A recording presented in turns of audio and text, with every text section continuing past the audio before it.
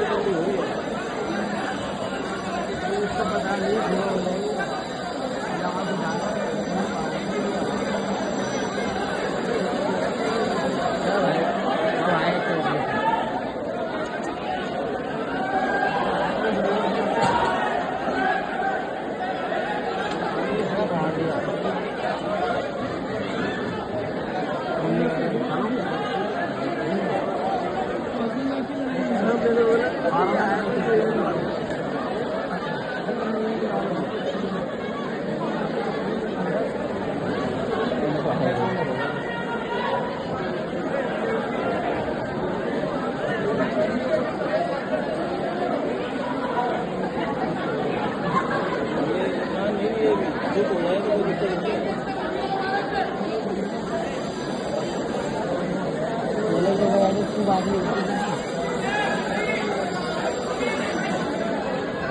चूतिया है ये। संघे शक्ति कलयुगे, जिसकी लाठी उसकी भैंस, मॉब लिंचिंग, ऐसे शब्द ऐसे वाक्य बहुत बार सुने होंगे आपने। लेकिन आज जो मैं जिक्र कर रहा हूँ वो कर रहा हूँ दिल्ली की 30 हजारी कोर्ट के अंदर 12 सितंबर 2025 को ही घटना के बारे में। आप में से बहुत से लोगों ने उसकी वीडियो देखी होगी। वीडियो विचलित करने वाली है कि कैसे एक व्यक्ति को वकीलों की भीड़ खींचकर उसकी मां के सामने, उसकी बहन के सामने पिटाई कर रही है। 70 वर्षीय मां हाथ जोड़ रही है, लेकिन फिर भी उसकी पिटाई की जा रही है। बाद में ब्लेम गेम तो होते ही है, कौन सच्चा है, कौन झूठा है, कौन सही है, कौन गलत है, मैं इस बारे में नहीं पढ़ता। मैं सिर्फ बात कर रहा हूं कि न्याय के मंदिर के अंदर ही अगर इस तरह का अन्याय होगा तो हम न्याय की उम्मीद कहां से कर सकते हैं। और सबसे बड़ा क्वेश्चन होता है उस कोर्ट परिसर के अंदर के जिला न्यायाधीश का, कि उनके होते हुए उनकी कोर्ट के अंदर ऐसी घटनाएं हो रही हैं पर वो खुद संज्ञान नहीं लेते। और फिर उस स्टेट की हाई कोर्ट और सुप्रीम कोर्ट हमारे देश की, वो खुद क्यों नहीं सुओ मोटो एक्शन लेते। इनके सुओ मोटो आके एक्शन सिर्फ हम जैसे के ऊपर, कंटेम्प्ट के ऊपर क्यों आते हैं। ऐसी हजारों घटनाएं हैं जिनके ऊपर वो एक्शन ले सकते हैं पर एक्शन नहीं लेते। वो क्या कहेंगे इसको आप। भाई अगर देश के अंदर संविधान कानून से नहीं चलना हमारा देश, तो बंद करो ना, हटाओ इस संविधान को, इस कानून को बंद कर दो इन सारी किताबों को। फिर जिसके पास ताकत होगी, जिसकी लाठी के अंदर ताकत होगी, वो भैंस लेके जाएगा। मेरे पास ताकत होगी तो मैं लेके जाऊंगा, नहीं ताकत होगी कोई मेरी भैंस लेके जाएगा। फिर होन दो जंगल का राज। फिर जब आपने एक्शन लेना ही नहीं है आपने तो किताब के अंदर लिख दिया आपने। कोर्ट में अगर कुछ कहो कि हाँ जी क्या नाम हमारे मौलिक राइट्स है, मैंने ये किया है, किताब में लिखा था हुआ है, अरे किताब में लिखेगा मैं अचार डालूंगा क्या, जब उसको आप लोग इंप्लीमेंट नहीं करते हो। एक नेता, कोई भी दबंग आदमी किसी सड़क के ऊपर, किसी पटरी के ऊपर अपना पोस्टर चिपका लेता है, बड़ा फ्लैक्स लगा लेता है, उसको नहीं तोड़ते। कोई एक आम आदमी अगर अपना कोई एक पोस्टर लगा ले, अपनी दुकान की ऐड का लगा ले, फट से उसका चालान कट जाता है। क्यों? कानून दोनों के लिए बराबर नहीं है क्या? ऐसी हजारों घटनाएं हैं। 30 जनवरी को जो 12 सितंबर को जो घटना हुई थी, उसके ऊपर मैंने 6 पेज का लेटर 6 जगह भेजा है।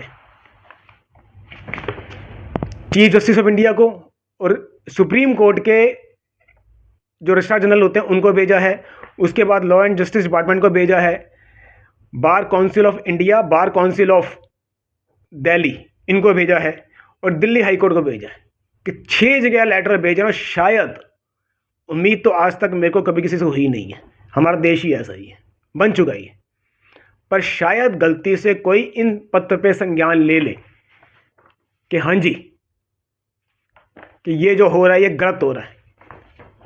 अब ऐसा नहीं होना चाहिए।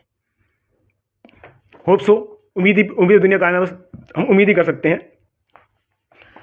इसके अंदर मैंने लिखा है, मैं इसको डिस्क्रिप्शन में डाल दूंगा और इसको PDF बना के कमेंट्स बॉक्स में दे दूंगा। अगर आपको लगता है उचित है, और हम लिटिगेंट्स हूं, मैं आज इनके साथ हुआ है, कल को ये मेरे साथ हो सकता है, आपके साथ हो सकता है, ये होता रहा है, कोई पहली घटना नहीं है ये, और ना ही आखिरी है ये।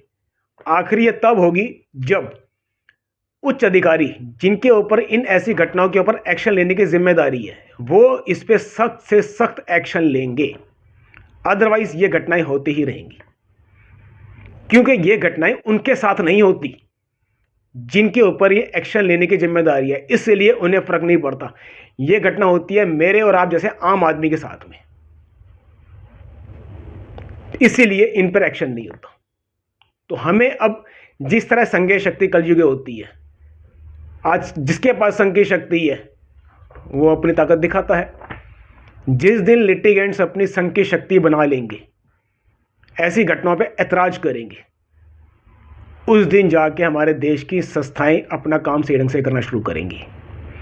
जिस दिन ऐसी किसी एक घटना पर पूरी कोर्ट का बॉयकॉट कर दिया जाएगा वादी प्रतिवादी की तरफ से, कि हमें यहाँ पे असुरक्षा महसूस होती है, हमारी सुरक्षा का जिम्मा उठाया जाए, जैसे वकील कहते हैं ना, या पुलिस वाले कहते हैं, या और संस्थाएं कहती हैं कि हमारी सुरक्षा की जिम्मेदारी किसके पास है, तो मेरी सुरक्षा की जिम्मेदारी किसके पास है? एक वादी, एक प्रतिवादी जब कोर्ट के अंदर खड़ा होकर यह बोलेगा कि 12 तारीख को 30 जनवरी कोर्ट के अंदर यह घटना हुई थी, उनके साथ हुई है, आज मेरे साथ भी हो सकती है, तो मेरी सुरक्षा की जिम्मेदारी कहां पे है? हर वादी प्रतिवादी अपने अपने चलते मुकदमे के अंदर ये 2 लाइन लिख के भेज दे और जज साहब से अपनी सुरक्षा की मांग करे कि मेरे को सुरक्षा दी जाए इन कोर्ट्स के अंदर जहां पे मैं न्याय हासिल करने के लिए आता हूं। तब माहौल बदलना शुरू होगा। थप्पड़ खाएंगे, चिल्लाएंगे नहीं तो एक थप्पड़ और पड़ेगा, चिल्लाएंगे थप्पड़ फिर भी पड़ेगा, लेकिन कम से कम आपकी आवाज को सुन तो रहा है कि आपके साथ अन्याय हो रहा है। अन्याय कौन कर रहा है, लोग उसको देखेंगे साथ में। सब्जेक्ट में इसमें लिखा है मैंने, न्यायालय परिसरों में अधिवक्ताओं के हिंसात्मक आचरण हेतु सख्त दिशा निर्देश जारी करने तथा न्यायिक सुधार में कार्य संस्था को बार एसोसिएशन के समान सुविधाएं प्रदान करने के संबंध में। इसके अंदर मैंने मांग करी है कि जिस तरह बार एसोसिएशन को कोर्ट्स के अंदर उनको ऑफिस का स्थान दिया जाता है और साथ में उनको फंड्स वगैरह मुहैया कराए जाते हैं, उनको कुछ शक्तियां प्रदान की जाती हैं, उसी तरह की सुविधाएं, फंड्स, स्थान हम जैसी संस्थाएं जो कोर्ट्स के अंदर कोर्ट्स में सुधार के लिए काम कर रही हैं, देश में न्यायिक सुधार के लिए काम कर रही हैं, हमें भी अब शक्ति के संतुलन के लिए ऐसी सुविधाएं प्रदान की जाए, तभी शक्ति का संतुलन बैठेगा। आज उस वादी की आवाज को सुनने वाली कौन सी संस्था है? कोई संस्था उसकी आवाज को उठाने को नहीं है, इसीलिए उसके खिलाफ 2 FIR भी हो गई हैं थाने के अंदर। हो सकता है उस वादी या प्रतिवादी ने कुछ गलती करी हो, शुरुआत में करी हो, लेकिन फिर भी किसी भी सूरत में इस तरह उसको घेर कर मारने का, मॉब लिंचिंग करने का अधिकार किसने दिया? जब FIR करवानी थी तो उस टाइम FIR करवाए थे पहले ही। फिर पिटाई करके एफआईआर करने का क्या क्या मतलब बनता है इस बात का। दिनांक 12/9/2025 30 हजारी अदालत में वकीलों द्वारा आम नागरिक से मारपीट करी गई। यह कोई पहली घटना नहीं है जब न्याय का मंदिर कहे जाने वाले न्यायालय भवन के अंदर भीतर ही अधिवक्ताओं के किसी संगठित समूह द्वारा कानून को हाथ में लेकर किसी आम नागरिक के साथ मारपीट की गई। उल्लेखनीय है कि अधिवक्ताओं को न्याय का सिपाही कहा जाता है। अगर न्याय का सिपाही ही अन्याय करने लगे और वो भी न्याय के मंदिर के अंदर ही, तो इन अदालत की गरिमा जो पहले से ही चिंताजनक स्थिति के अंदर है वो तो समाप्ति हो जाएगी। और जिन न्यायाधीशों को न्याय का रक्षक कहा जाता है, जहां वो विराजमान होकर न्याय करते हैं, उसी न्याय परिसर में ऐसी घटनाओं के होने पर उन पर सवैध संज्ञान ना लेना, उनकी मूक सहमति उनका भी ऐसे अपराध में सहभागिता तो दर्शाता है। भाई अगर वो चुप हैं, उस पर एक्शन नहीं ले रहे, इट मीन्स वो कहते हैं कि मारते रहो इस आम नागरिक को, मुझे कोई फर्क नहीं पड़ता। जिस परिसर की जिम्मेदारी उनके ऊपर है मेंटेन करने की, गरिमा की, अगर वो कोई एक्शन नहीं लेता तो क्या माना जाएगा कि हो सकता है उन्हीं के आदेश पे उनकी मुख्य सहमति थी ना उसके अंदर। क्या ऐसी घटनाएं केवल इसलिए होती हैं क्योंकि अधिवक्ता संगठित हैं और उनकी संस्थाएं, बार एसोसिएशन इत्यादि, उनके गलत कार्यों और दोषों पर उनके साथ खड़ी हो जाती हैं? क्योंकि हर घटना के अंदर न ये हो सकता है कि वकील निर्दोष ना हो, लेकिन संस्थाएं हमेशा उनके साथ खड़ी होती हैं। अक्सर कह सकता हूं, हमेशा कहूंगा तो गलत हो जाएगा यहां पे। वहीं दूसरी ओर आम नागरिक जो इन न्यायालयों के मुख्य हितधारक स्टेक होल्डर हैं और न्याय की उम्मीद से यहां आते हैं, वे असंगठित हैं। जैसे हम और आप नहीं मिलते ना आपस में, हमारे थॉट्स नहीं मिलते ना आपस में, एक मुर्गे की तरह अपने कटने का इंतजार कर रहे हैं दड़बे के अंदर बैठे हुए कि हम आज आप कट के आओगे, कल को मैं कट के आऊंगा, परसों कोई और कट के आएगा। एक ही कोर्ट जिसके अंदर 50 मुकदमे तारीख लगती हैं, अपनी अपनी तारीख का सब अपनी अपनी आवाज़ लगने का सब इंतजार कर रहे होते हैं कि अंदर जाओ, कट के बाहर आ जाओ। इकट्ठे नहीं होते कि उस कोर्ट से हमें न्याय नहीं मिल रहा। वे असंगठित हैं। देश भर में चल रहे 5 करोड़ से अधिक मुकदमों में उलझे लगभग 40 करोड़ पीड़ित नागरिकों की आवाज़ उठाने वाली कोई संस्था नहीं है। क्या इसी कारण उनके साथ ऐसा अन्याय होता रहेगा? यदि देश को संघीय शक्ति कलयुग में ही संगठन ही शक्ति है के सिद्धांत पर चलना है, तो फिर संविधान, कानून और इन न्यायालयों की क्या आवश्यकता है? क्यों ना इन न्यायालयों को बंद कर दिया जाए ताकि जंगल राज की स्थिति उत्पन्न हो, फिर जिसकी लाठी में ताकत होगी भैंस भी उसी की होगी वाली कहावत चरितार्थ हो जाए। यह पत्र लिखने का कारण यह है कि ऐसी घटनाएं अब अपनी पराकाष्ठा पर पहुंचती जा रही हैं।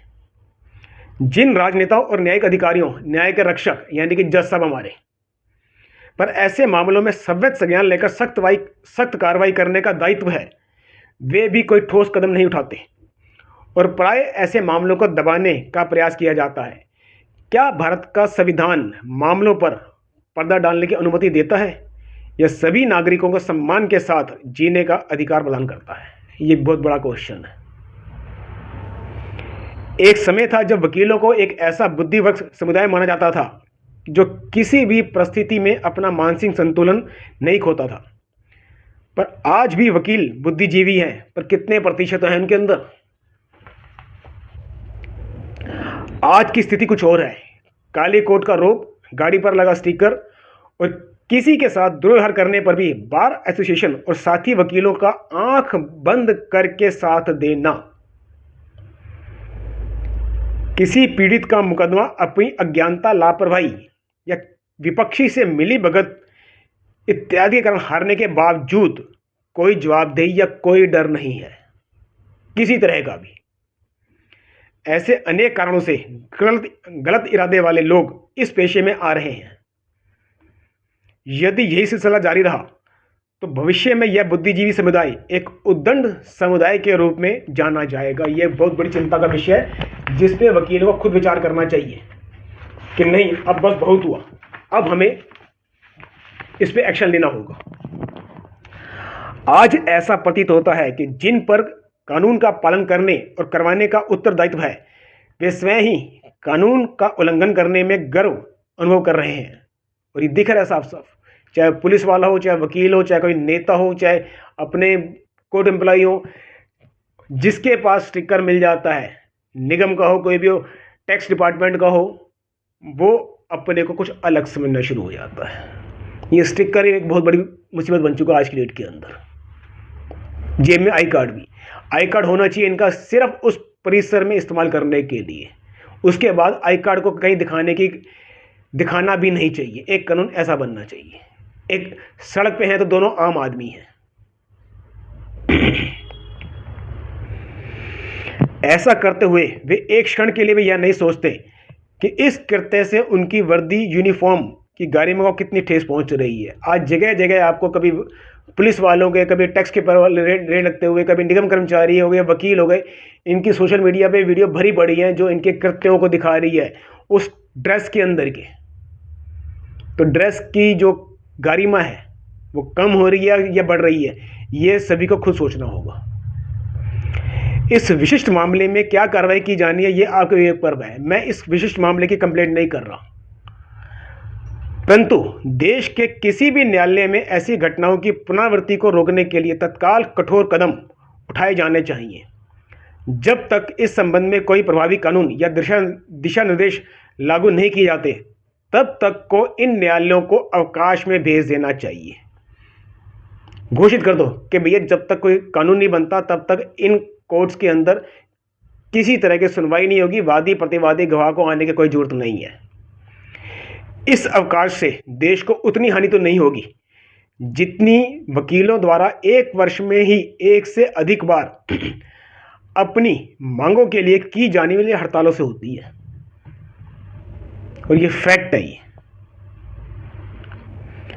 अनेक सोशल मीडिया अकाउंट द्वारा सोशल मीडिया पर इस घटना की वीडियो पोस्टेड है जो विचलित कर देती है कि एक 70 वर्षीय बुजुर्ग महिला कैसे अपने परिवार के लिए हाथ पैर जोड़ रही है, पर न्याय के सिपाही वकील समुदाय अपनी उग्रता छोड़ने को तैयार ही नहीं है। एक बार तो ऐसा लगा जैसे ये दृश्य तालिबानी राज का है।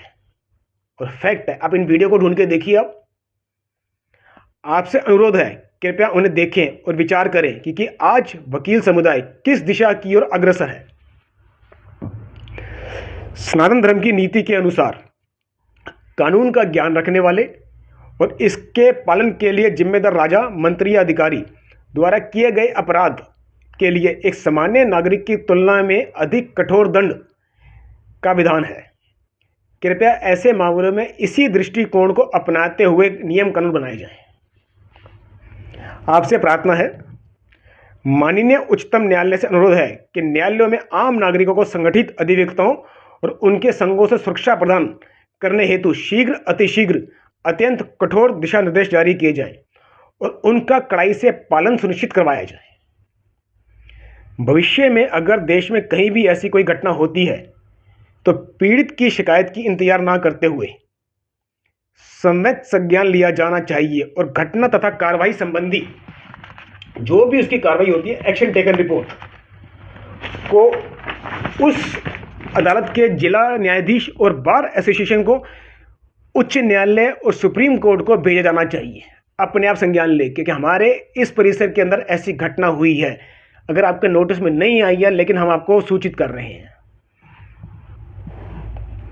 हमारी संस्था फाइट फॉर जुडिशियल रिफॉर्म पिछले 11 वर्षों से अदालतों से पीड़ितों की आवाज़ उठाने का प्रयास करते हुए न्याय व्यवस्था में सुधार हेतु न्यायालय में पारदर्शिता, सभी की जवाबदेही के लिए ऑडियो वीडियो रिकॉर्डिंग की मांग कर रही है, जिनसे पीड़ितों को शीघ्र उचित न्याय प्राप्त हो। अतः हमारी संस्था को भी बार एसोसिएशन की तरह न्यायालय परिसर में स्थान, फंड और अन्य आवश्यक सुविधाएं प्रदान की जाए। और अंत में लिखा है, कृपया इस पत्र को एक जनहित याचिका पब्लिक इंटरेस्ट लिटिगेशन के रूप में स्वीकार किया जाए। आपको क्या लगता है कि ये इसको PIL के रूप में स्वीकार करेंगे? कितने % चांस है आपको? कृपया इसे कमेंट बॉक्स में लिखिएगा। ये पत्र के साथ में मैंने फिर इसके न्यूज़ लिंक की जो है अखबारी कटिंग है, उनके स्क्रीनशॉट और लिंक्स भी साथ में नथी कर दिए हैं। लेकिन बात तो सारी ये है ना कि ऐसी घटनाएं पहले बहुत बार हुई हैं, लेकिन आज तक कितने वादी प्रतिवादी ने इस पे अपना विरोध दर्ज करवाया है। जब आपने विरोध दर्ज करवाया है, नहीं तो हर कोर्ट के अंदर ऐसी घटनाएं हुई हैं और होती रहेंगी।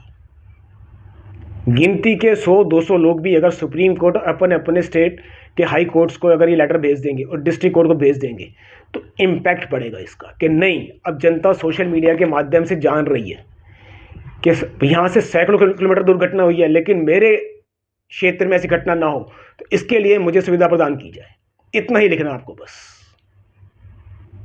हो सकता है आपको पुलिस की सिक्योरिटी मिल जाए, सिक्योरिटी नहीं भी मिलेगी तो कम से कम उनके नोटिस में ये बात तो जाएगी कि अब जनता जागरूक हो चुकी है, इस तरह की घटनाओं की पुनरावृत्ति नहीं होने देंगे। अगर ऐसा कोई दोबारा घटना होती है तो स्ट्रिक्ट सख्त एक्शन लेंगे। हमारे देश की सबसे बड़ी समस्या यही है, हम लोग बात बात पे जापान का उदाहरण देते हैं, यूएस का उदाहरण देते हैं, लेकिन वहाँ के नागरिक अपने अधिकारों के लिए पूरे सचेत है, उसके लिए पूरा प्रयास करते हैं, उनको मिलना चाहिए। यहाँ पे बात होती है सर राजनेताओं के चमचागिरी करने की। बस इंडिविजुअल्स के लिए आप क्या करते हैं? अकेले इंडिविजुअल्स के लिए सामूहिक तौर पर कुछ नहीं करते। यहाँ तक कि इस तरह की वीडियो को आप डेडिकेटेड तौर पे शेयर भी नहीं करते, पूरी सुनते भी नहीं है। ये बात मैं अंत में कह रहा हूं, कितने लोगों ने 2 से 4 मिनट के बाद इस वीडियो को आगे पॉज ऑन कर दिया होगा, जबकि ये इस वीडियो में उन्हीं का दर्द है।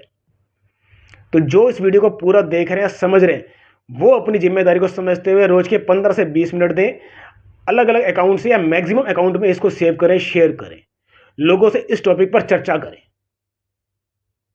नेता आते रहेंगे, जाते रहेंगे, हमारा देश तभी ठीक होगा जब ये कोर्ट्स ठीक होंगी, क्योंकि नेता को भी दंड तो ये कोर्ट ही दे सकती है ना। अगर आपका कोई नेता आपसे अन्याय करता है, आप कहाँ जाएंगे? आप इन कोर्ट के अंदर जाएंगे, इन अदालत में जाएंगे। अगर आपको यहाँ न्याय नहीं मिलेगा तो क्या होगा? वही नेता आपके साथ बाहर दोबारा फिर इनजस्टिस कर रहा होगा, अन्याय कर रहा होगा आपके ऊपर। तो इन कोर्ट्स को इतना स्ट्रांग बना दीजिए आप, डिमांड्स कर करके। जिस दिन ये कोर्ट स्ट्रांग हो जाएंगी, हमें फिर किसी की भी नेता की जरूरत नहीं है, किसी बाहुबली की जरूरत नहीं है। फिर तो सबसे पहले न्यायिक सुधार, बाकी सारे काम बाद में। महीने का 1000-500 रुपए का घाटा खा लीजिए आप, एक दिन छुट्टी करके 2000-5000 घाटा खा लीजिए, कोई एक दिन निकालिए, या रोज के 15 से 20 मिनट घर बैठ के निकालिए सोशल मीडिया पे। पहले सोशल मीडिया पे इसकी हवा बना दीजिए आप कि कोई रील शेयर नहीं करनी, सिर्फ न्यायिक सुधार के ऊपर वाली बातें शेयर करनी है। खासकर वो वीडियो जिसके अंदर डिमांड्स होती हैं इस तरह की, किसी ने ऑर्डर पढ़ के सुना दिया, किसी ने कुछ पढ़ के सुना दिया, उन वीडियो से सिर्फ आपको लाइक मिलते हैं, बस उन वीडियो में डिमांड नहीं है। We want audio video recording of court proceedings. हमें न्याय व्यवस्था में सुधार चाहिए। ऐसे शब्द कितने वीडियो के अंदर बोला जा रहा है, ना के बराबर। तो अंत में आपसे यही गुजारिश है कि अपनी जिम्मेदारी को समझिए, अपने बच्चों के लिए थोड़ा सा सिंसियर हो जाइए आप। ऐसी वीडियो को अधिक से अधिक शेयर कीजिए, घर बैठ के 2-2 लाइन के ऐसे पत्र लिखना शुरू कर दीजिए, बाद में उन पर आरटीआई लगा लीजिए कि हाँ जी क्या हुआ इसके ऊपर। तो आरटीआई लगाने से भी सुखबुहाट सी होती है कि नहीं, वो बंदा थोड़ा सिंसियर है, खाली पत्र फेंक के भूल नहीं जाता, उसको फॉलो करना भी जानता है वो। प्रयास कीजिए, तभी हमारे देश में सुधार होगा, आने वाला माहौल अच्छा मिलेगा हमारे को। धन्यवाद आपका।